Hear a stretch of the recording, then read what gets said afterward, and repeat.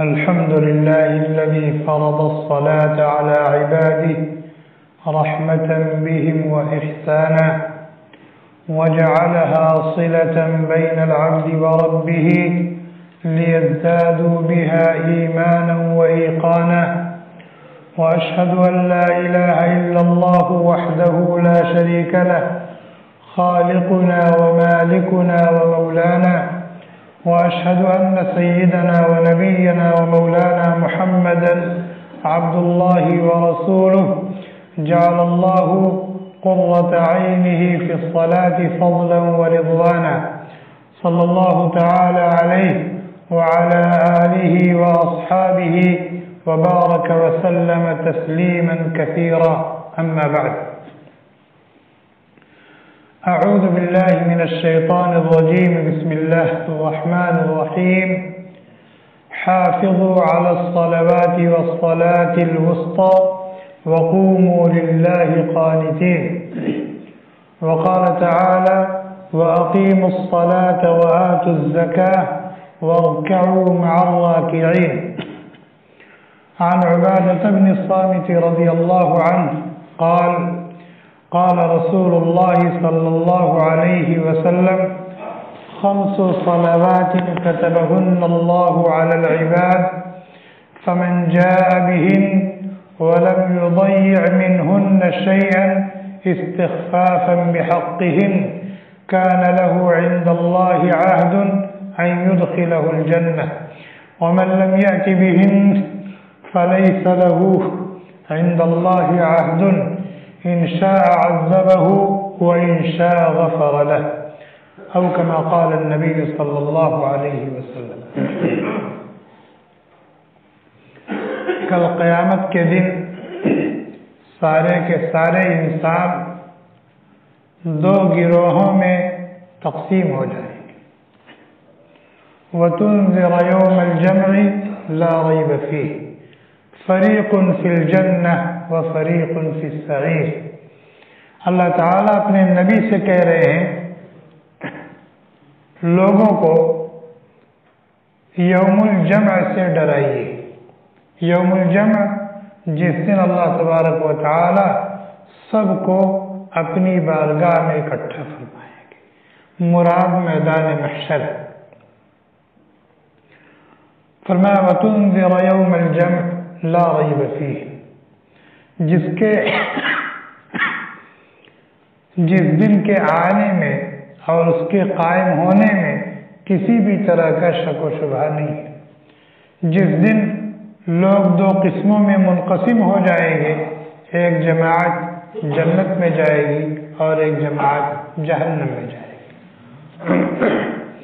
جہنم میں جانے والے 2 طرح کے ہوں گے. ایک تو وہ جن کے پاس ایمان ہی نہیں ہے، جو کافر ہیں، مشرک ہیں، منافق ہیں، وہ جہنم میں جائیں گے، اور جہنم ان کا ہمیشہ ہمیش کا ٹھکانہ ہے. کبھی جہنم سے نکلنا ان کو نصیب نہیں ہوگا. اور جہنم میں جانے والوں کی دوسری قسم وہ ہوگی جن کے پاس ایمان کی دولت ہے، جو دامن توحید سے وابستہ ہے لیکن اعمال میں کوتاہی.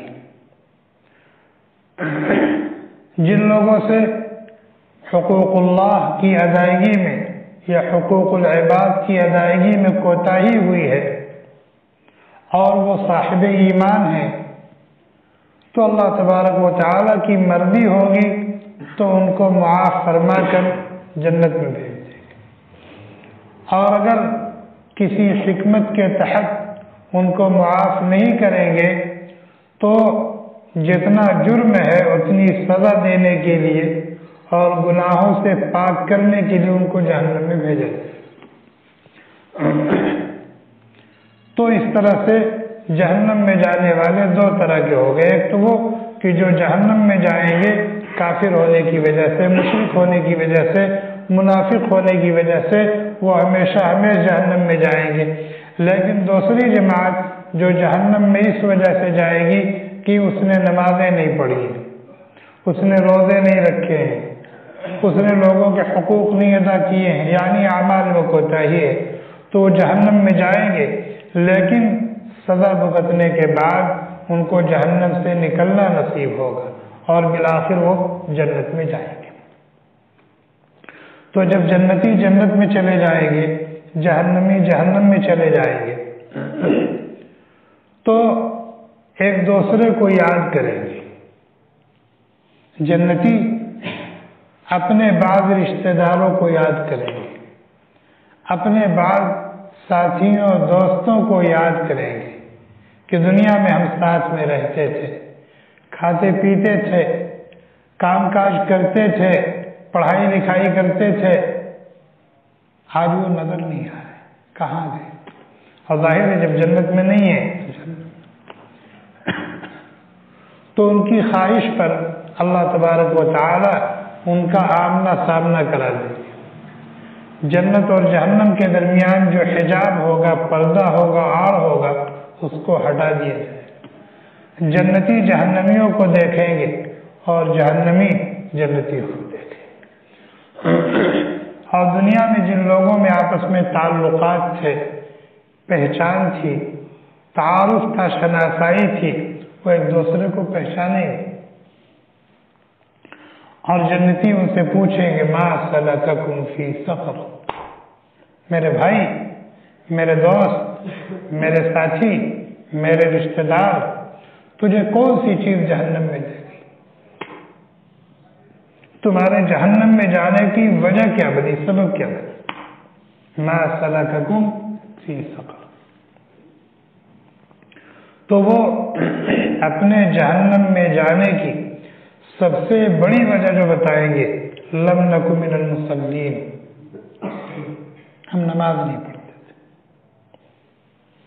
جہنم میں جانے کی سب سے بڑی وجہ جو بتائیں گے، لم نک من المصلین، ہم نماز نہیں پڑھتے تھے، ہمارا تعلق نمازیوں سے نہیں تھا، ہمارا شمار نمازیوں میں نہیں ہوتا۔ یہ ہمارا سب سے بڑا جرم ہے، اور یہی سب سے بڑی وجہ بنی ہے ہمارے جہنم میں آنے کی۔ آج مسلمانوں کا 95% طبقہ نماز نہیں پڑھتا، باپ نماز نہیں پڑھتا، بھائی نماز نہیں پڑھتا، ماں نماز نہیں پڑھتی، بیوی نماز نہیں پڑھتی، بچے نماز نہیں پڑھتے، بچیاں نماز نہیں پڑھتی۔ دنیاوی اعتبار سے تو ہمیں ان کی فکر رہتی ہے، بچہ ایک دن اسکول نہ جائے، دیکھیں کیا غضب گرتا ہے اس کے اوپر، ہے کہ نہیں؟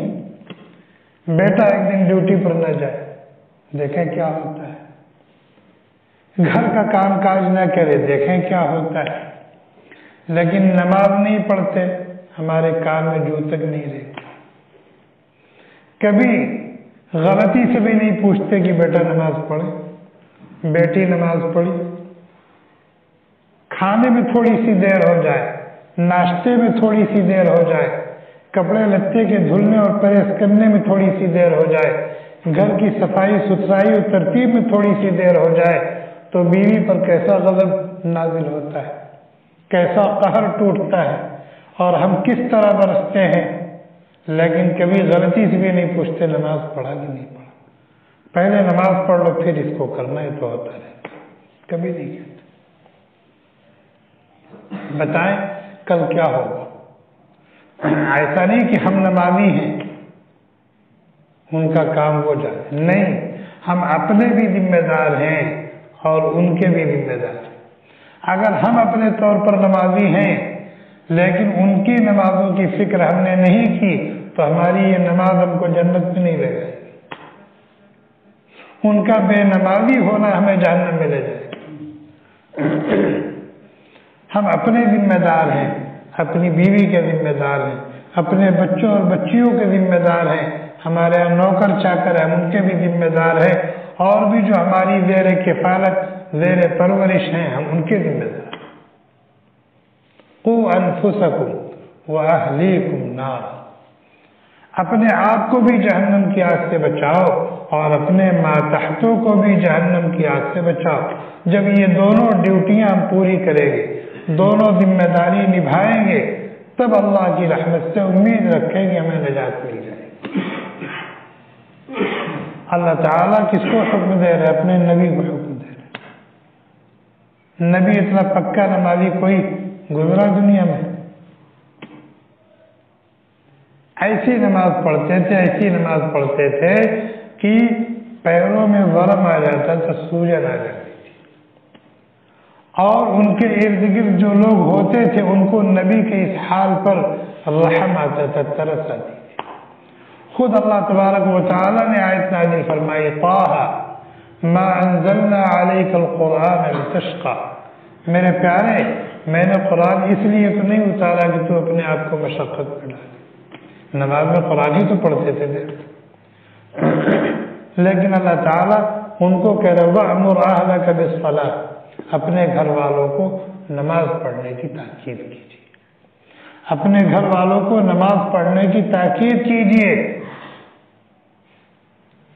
لیکن دیگرارہ نصیحت خود را فضیحت نہیں ہونا چاہیے۔ دیگرارہ نصیحت خود را فضیحت، کہ ہم اپنی بیوی کو، اپنی بچیوں کو رابعہ بصریہ دیکھنا چاہتے ہیں، اپنے بچوں کو جنید بغدادی اور شبلی دیکھنا چاہتے ہیں، لیکن ہم خود کیسے اس کی فکر ہم کو نہیں، ہم چاہے شیطانی کیوں نہ، اور رات کی تاریکی میں بدماشیوں پر بدماشیاں ہی کیوں نہ کر رہے ہیں، نہیں۔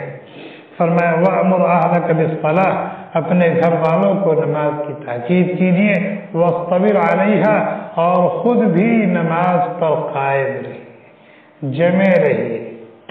اور دیکھیے روزی روٹی کمانے کی وجہ سے نماز میں غفلت و سستی نہیں ہونی چاہیے۔ روزی روٹی کمانے کی وجہ سے دنیا کے ساز و سامان، دنیا کی حاجات و ضروریات کی وجہ سے نماز میں سستی اور کوتاہی نہیں ہونی چاہیے۔ کیوں؟ لا نسألک رزقا نحن نرزقک، یہ ذمہ داری تو ہم نے لی ہے، یہ تو ذمہ داری ہم نے لی ہے، اور تمہاری حاجتیں اور ضرورتیں ہم پوری کریں گے۔ ہاں، ہم نے جس مقصد کے لیے تمہیں دنیا میں بھیجا ہے تم اس مقصد پہ کما حقہ کھڑے ہو جاؤ، پھر دیکھو تماشا، پھر دیکھو۔ حضرت اسماعیل علیہ السلام کی اللہ تعالیٰ تعریف کر رہے ہیں، کیا کہہ رہے ہیں؟ وَكَانَ يَأْمُرُ أَهْلَهُ بِالصَّلَاةِ وَالزَّكَاةِ وَكَانَ عِندَ رَبِّهِ مَرْضِيًّا، کہ وہ اپنے گھر والوں کو نماز کی تاکید کرتے رہتے تھے، اپنے گھر والوں کو نماز کی تاکید کرتے رہتے تھے، اور جن پر زکوٰۃ فرض تھی صدقات و خیرات کا بھی حکم کیا کرتے تھے۔ وَكَانَ عِندَ رَبِّهِ مَرْضِيًّا، اور اپنے رب کے بے انتہا چہیتے پیارے پسندیدہ اور مقبول بندے تھے۔ پہلے تو ان کی یہ خاص صفت بیان کی کہ گھر والوں کو نماز کی تاکید کرتے تھے، صدقات و خیرات کی ترغیب دیتے تھے، اور پھر ان کی اس صفت کی وجہ سے کیا یہ سرٹیفکیٹ دیا؟ کان عند ربہ مرضیہ، اپنے رب کے انتہائی چہیتے پیارے پسندیدہ اور مقبول تھے۔ حضرت عیسیٰ علیہ السلام نے اللہ کے حکم سے جب اپنا تعارف کرایا، انی عبداللہ آتانی الکتاب وجعلنی نبیا وجعلنی مبارکا اینما کنت، کہ میں اللہ کا بندہ ہوں، اللہ کے حکم سے بغیر باپ کے پیدا ہوا، اللہ تعالیٰ مجھے کتاب عطا فرمائیں گے اور مجھے شرف نبوت سے سرفراز فرمائیں گے، اور مجھے بابرکت بنایا ہے، میں چاہے جہاں رہوں۔ وَأَوْصَانِي بِالصَّلَاةِ وَالزَّكَاةِ مَا دُمْتُ حَيًّا، اور اللہ تعالیٰ نے مجھے تاکیدی حکم دیا ہے کہ میں نماز پڑھتا رہوں، زکوٰۃ دیتا رہوں جب تک زندہ رہوں، نماز پڑھتا رہوں، زکوٰۃ دیتا رہوں جب تک زندہ رہوں۔ تو سب سے پہلے اللہ تعالیٰ نے کس بات کا حکم دیا اپنے نبی کو؟ نماز پڑھنے کا، نماز پڑھنے کا۔ اللہ تعالیٰ قرآن میں ایک جگہ منافقین کا تذکرہ کر رہے ہیں، ان المنافقین یخادعون اللہ وہو خادعہم، منافقین اللہ کے ساتھ چال بازی کرتے ہیں، دل میں کفر چھپائے ہوئے ہیں، زبان سے اسلام اور ایمان کا دعویٰ کر رہے ہیں۔ وَهُوَ خَادِعُهُمْ، اور اللہ تعالیٰ ان کی ان شرارتوں اور خباثتوں کا مزہ ان کو چکھانے والا ہے۔ اب ان کی ایک خاص صفت بیان کر رہے ہیں کہ ان کے اندر جو کمیاں تھیں ان میں ایک بڑی کمی کیا تھی؟ وَإِذَا قَامُوا إِلَى الصَّلَاةِ قَامُوا كُسَالَىٰ، جب نماز کے لیے کھڑے ہوتے تھے تو ٹھیل مٹھیل کرتے تھے۔ یہ نہیں فرمایا کہ نماز نہیں پڑھتے تھے، یہ نہیں فرمایا کہ نماز نہیں پڑھتے تھے، بلکہ یہ فرمایا کہ نماز پڑھتے تھے لیکن نماز پڑھنے میں سستی کا مظاہرہ کرتے تھے۔ انجام کیا ہے ان کا بتائیے؟ کہہ رہے ان المنافقین فی الدرک الاسفل من النار، یہ منافقین جہنم کے سب سے خطرناک حصے میں ہوں گے۔ یہ منافقین کے بارے میں کہہ رہے اللہ تعالیٰ۔ آج مسلمانوں کا 95% طبقہ بے نمازی، صحیح ہے غلط؟ آج مسلمانوں کا 95% طبقہ بے نمازی، بتائیں ان کا کیا حال؟ یہ نماز پڑھتے ہیں، صرف ٹھیل مٹھیل کرتے ہیں، سستی کا مظاہرہ کرتے ہیں۔ جس شوق و ذوق کے ساتھ، جس خشوع اور خضوع کے ساتھ، جس جذبے کے ساتھ، جس حضور قلب کے ساتھ پڑھنا چاہیے اس طرح نہیں پڑھتے، لیکن پڑھتے ہیں۔ آج جو مسلمان نمازی نہیں پڑھتا، بتائیں اس کا کیا حال؟ اور اگر وہ اپنے آپ کو مسلمان سمجھتا ہے تو دھوکے میں ہے کہ نہیں؟ ایک مسلمان ہے نماز نہیں پڑھتا اور اپنے آپ کو مسلمان سمجھتا ہے تو دھوکے میں ہے کہ نہیں؟ دھوکے میں، دھوکے میں۔ بے نمازی اپنے آپ کو مسلمان سمجھتا ہے، مومن سمجھتا ہے، دھوکے میں ہے وہ۔ اس لیے کہ اللہ کے نبی علیہ السلام نے فرمایا من ترک الصلاة متعمدا فقد کفر، جس نے جان بوجھ کر ایک نماز چھوڑ دی فقد کفر، وہ کافر ہو گیا۔ یہ امام ابو حنیفہ کا فتویٰ نہیں ہے، یہ امام شافعی کا فتویٰ نہیں ہے، یہ امام مالک کا فتویٰ نہیں ہے، یہ امام احمد بن حنبل کا فتویٰ نہیں ہے، یہ کسی غیر نبی کا فتویٰ نہیں ہے، بلکہ یہ صادق المصدوق جناب محمد رسول اللہ صلی اللہ علیہ وسلم کا فتویٰ ہے من ترک الصلاة متعمدا فقد کفر، جس نے جان بوجھ کر نماز چھوڑ دی کافر ہو گیا، کافر ہو گیا۔ مسلم شریف کی روایت، حضرت جابر رضی اللہ تعالی عنہ راوی، وہ کہتے ہیں اللہ کے نبی علیہ السلام نے فرمایا ان بین الرجل والکفر والشرک ترک الصلاۃ، انسان اور کفر و شرک کے درمیان جو فاصل ہے، انسان کو مشرکین اور کفار سے الگ کرنے والی جو چیز ہے وہ نماز،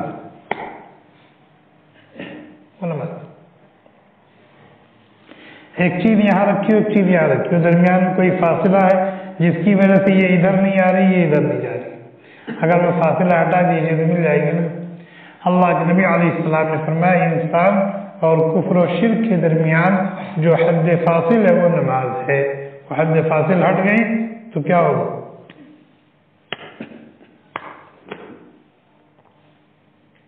یہ کوئی بہت معمولی مسئلہ نہیں ہے۔ قرآن کریم کی ایک جگہ اللہ تعالیٰ نے نیکوں کا تذکرہ کیا اور وہ اللہ تعالیٰ کے احکام و اوامر کو پورا کرنے کا جس قدر اہتمام کرتے تھے اللہ تعالیٰ نے اس پر ان کی تعریف کی، اور پھر اس کے بعد فرمایا فَخَلَفَ مِن بَعْدِهِمْ خَلْفٌ، پھر ان کے بعد ایسے نالائق اور نکمے پیدا ہوئے اضاعوا الصلاۃ، جنہوں نے نمازوں کو ضائع کیا۔ یہ اچھے لوگ تھے، نیک لوگ تھے، اللہ تعالیٰ کے احکام و اوامر کو پورا کرتے تھے، پورا کرنے کا اہتمام کرتے تھے، لیکن ان کے ہاں جو اولاد پیدا ہوئی، ان کے بعد جو آئے یہ اتنے نکمے تھے، اتنے نالائق تھے، اتنے کمینے تھے، اضاعوا الصلاۃ، نماز جیسے اہم ترین فریضے کو ضائع کرتے تھے۔ واتبعوا الشہوات، اور خواہشات نفس کے پیچھے بھاگتے تھے، خواہشات نفس کے پیچھے بھاگتے تھے۔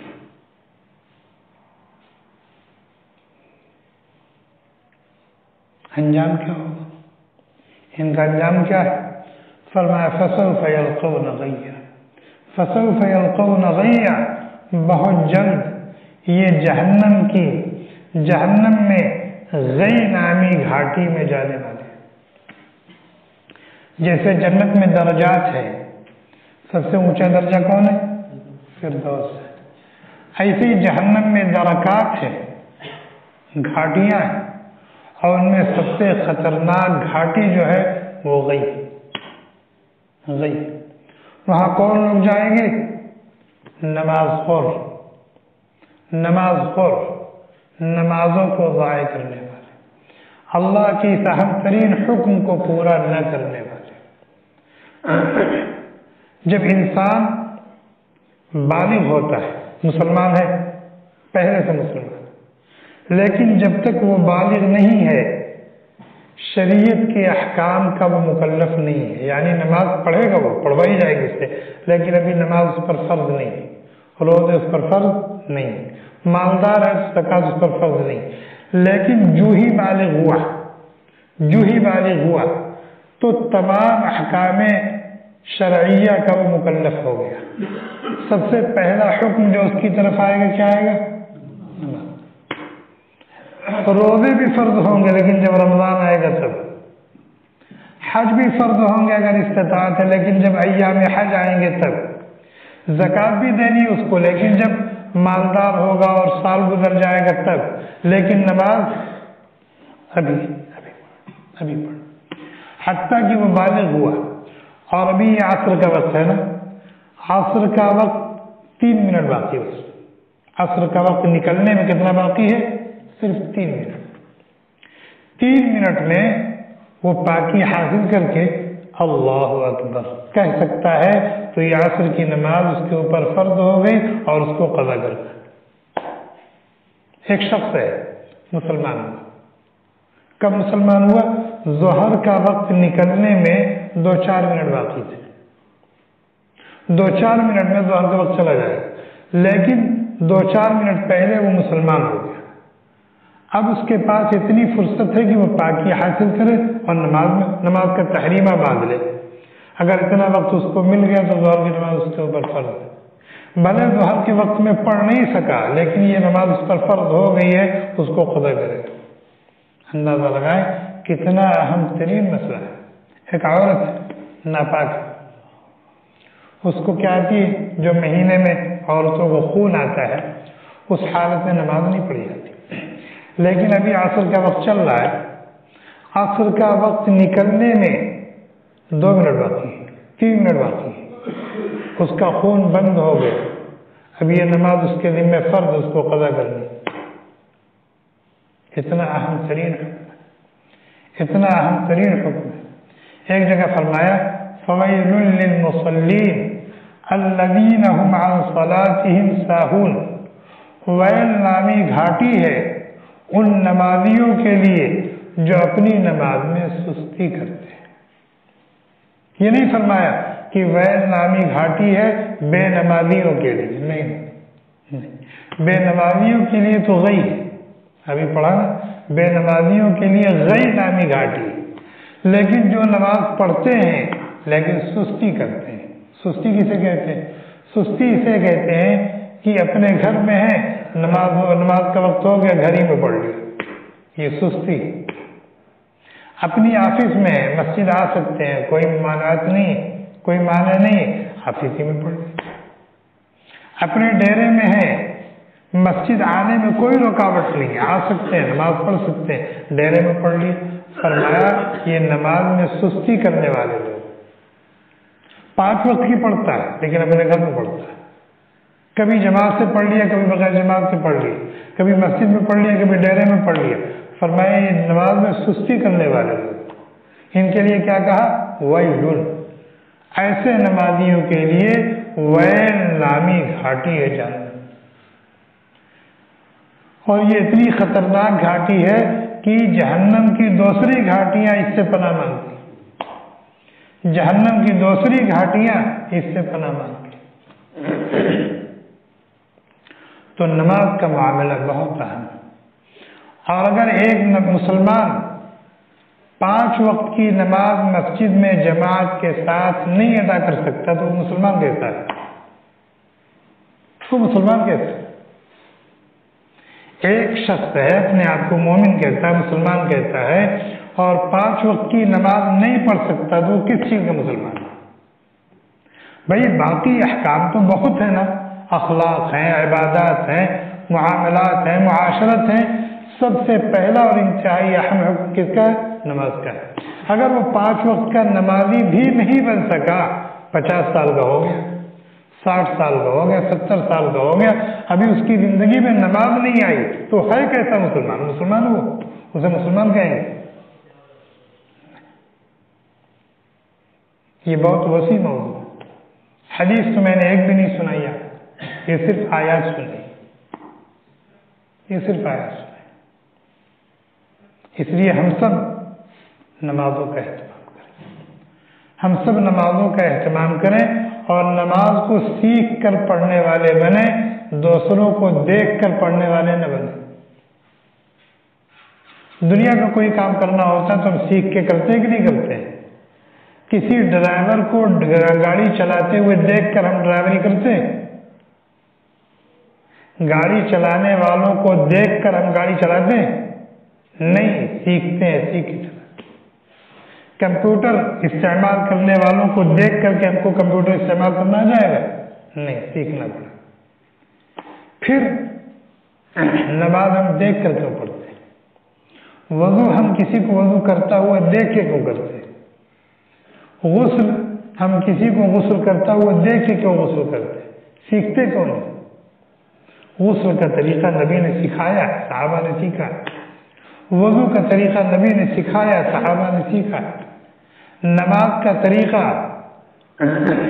नबी ने सिखाया है, सहाबा ने सीखा है, सहाबा ने ताबईन को सिखाया, ताबईन ने ताबईन को सिखाया। लेकिन हम सीख के नहीं पढ़ते, देख के पढ़ते। उसको देखा कि वो भी 2 रकात नमाज में इतने सजदे करता है, इतने रुकू करता है, इस तरीके से।